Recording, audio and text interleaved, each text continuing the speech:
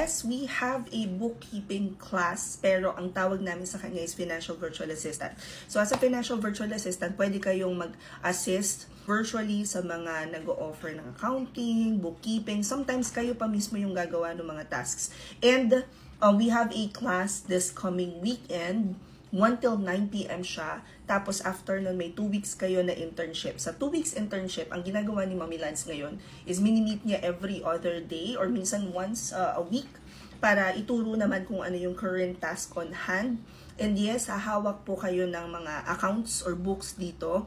So yung pinag-aralan nyo during training plus yung pag-aaralan nyo during internship, pwede ninyong gamitin sa inyong portfolio.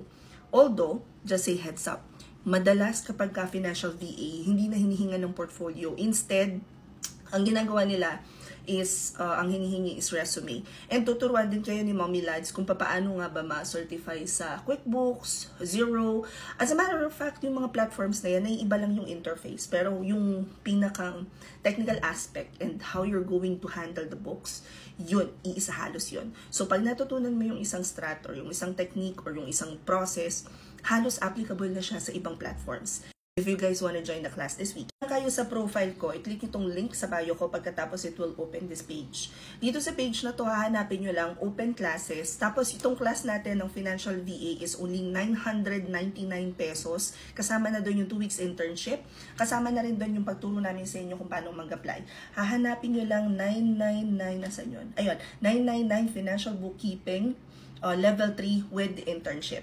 Kung nasa Instagram kayo, ito yung i-click nyo. And just in case na hindi gumana yung nasa TikTok at saka yung Instagram, punta na lang kayo dito sa Facebook page ko, tapos hanapin nyo itong video na to or tingnan nyo yung mga nakapost doon. Makikita nyo sa caption yung pinakang link to our Financial VA class. Ganon din naman sa YouTube, makikita nyo sa mismong description box. Kung naghahanap kayo ng very typical na data management na processes, offline, non-voice for sure, sometimes you'd even find flexible schedules kasi hindi naman kayo kailangan na naka-online pag naka-online yung client niyo, then this might be for you.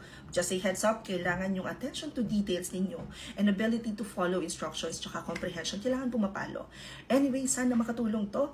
Humabol na kayo, magko-close na po talaga yung form. Comment any questions you guys have about working from home, follow form, or work from home chismis. Bye!